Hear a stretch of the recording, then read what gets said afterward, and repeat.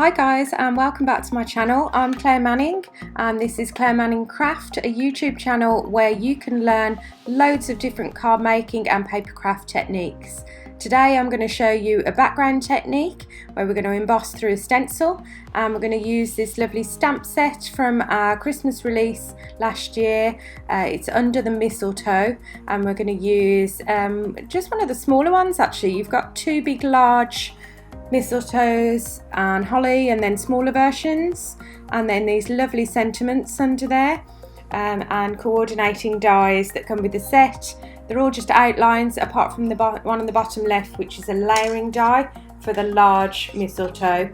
But for this particular technique and card today, I'm just using the small mistletoe and the small outline for the mistletoe. So before I show you the background technique, let's just do a little bit of stamping and colouring. It isn't really a colouring video, this one. I'm just going to do some basic stamping, but I will whiz through it quite quickly. If you're looking for some more inspiration on your colouring techniques, whether that's alcohol markers or watercolour for example, anything like that, then do check out my other videos as well. Now this mistletoe stamp and the sentiment I've chosen, which is Cozy Toes and Mistletoe, I'm going to heat emboss both, but I'm going to do the mistletoe heat embossed in black on white card, and the sentiment heat embossed on white on black card. But I can do both of the stamping at the same time because I'm just using the luminosity clear ink, but I'll just pour the powders on at a separate time, that's fine. I could have just stamped the mistletoe in black, if I'm honest, in black ink, but sometimes I quite like doing it with heat embossing. Adds a few extra minutes onto your make, but it can give a really nice kind of glossy finish to that stamped image rather than it just being black ink. And sometimes when you want your cards to look that extra little bit professional, especially maybe you're selling them at a craft fair, something like that can make, you know, it's only subtle and you only notice it when you're close up, but it can really make your card stand out above everybody else's.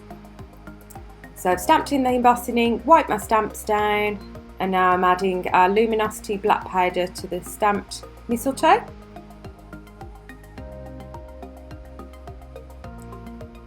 Excuse me if you hear me sipping, I'm having a cup of soup while I'm recording this, so I do apologise if I'm slurping down the microphone.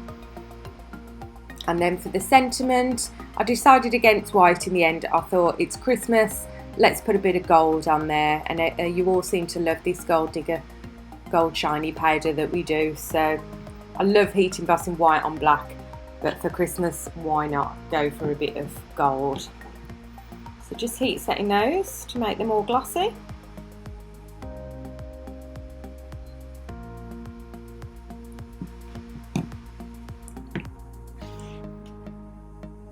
So now that's all done, and we just need to get that heat set so all that powder is nicely melted. So it's difficult to pick up on the camera, but like I say, it gives it a really glossy finish. That gold shows up great on the camera, but the black is just as glossy as well.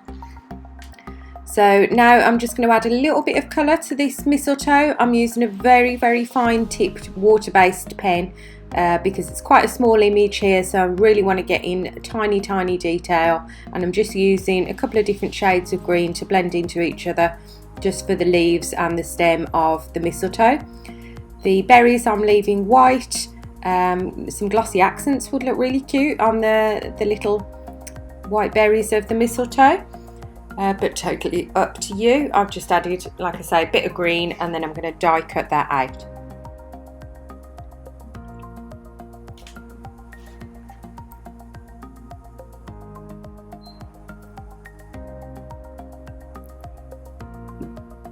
So I've sped this up a little bit. Like I say, it's not a particularly great colouring video as such. There are others if you want to see other kind of colouring techniques that I tend to do for a lot of my cards.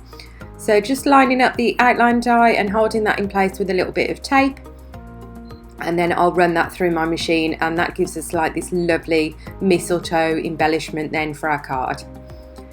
So if you don't tend to do clean and simple looking cards if they scare you a bit, or that white space, or if you don't know how to do them because you're more of a kind of inky, blending, mixed media type person.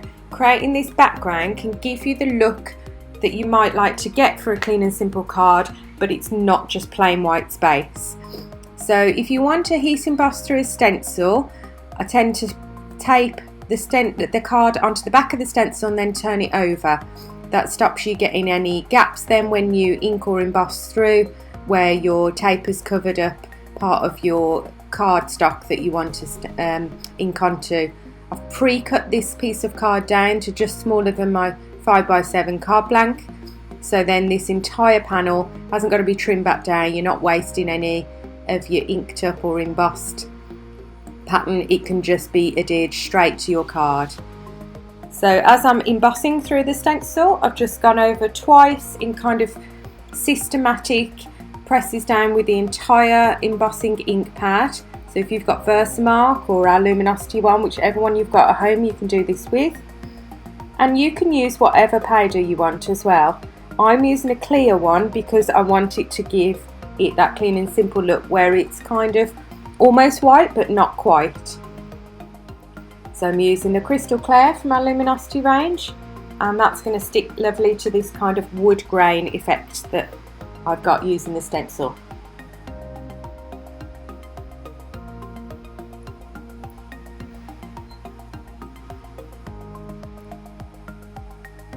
So it's not going to stand out a million miles, it's just going to be there in the background, adding texture, adding dimension, and a very, very slight colour change. Not because of the powder, because that's totally clear, but when you use the embossing ink on some white cardstocks, it almost makes it look a little bit slightly different shade, or because of the glossiness, it just catches the light differently. I've then gone in with a tiny bit of ink. I used a bit of a Distress and a bit of a normal ink pad, a water-based ink pad, and just brought that embossing live a little bit, just with a tiny bit of grey. So it looks like now our mistletoe is going to be kind of like hanging on a door or something. So just need to adhere those bits to it, the sentiment that I've done, the mistletoe, and then there's a couple of tiny embellishments to do right at the end. So the sentiment I'm just gluing on with wet glue, just flat onto the card panel.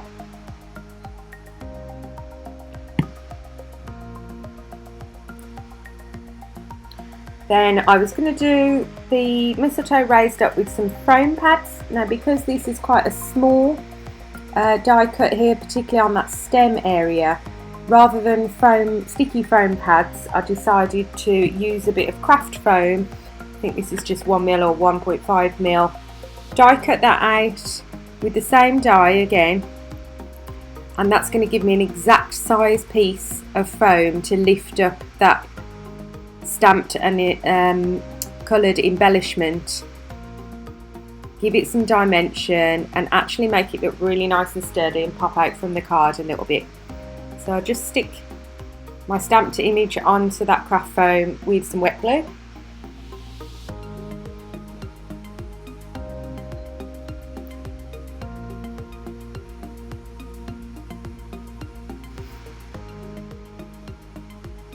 That'll stick really easily now onto that foam. You just have to take a second or two to line it up, which is why I say use wet glue rather than tape or anything, because you've got that little wiggle room. You can just hold it in your hand and just make sure everything's lined up perfectly.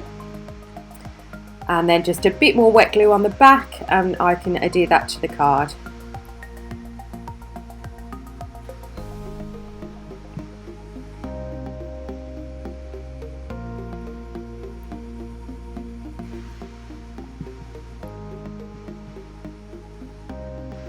And I want it slightly overlapping. I want it to look like it's dangling from this wood, wall panel or door or something. Slightly overlapping my sentiment, just to bring that all together in the top third of the card. And then last couple of embellishments. I thought, because that mistletoe kind of looks like it's floating a little bit, thinking how would you tie up mistletoe? Maybe with some nice ribbon or some nice string. So I thought if I do a little red bow with this craft string that I've got, just a very, very simple little tiny bow, just chop that off a piece, and then if I stick that on, it's going to have that effect again that it's hanging from this wood panel or door.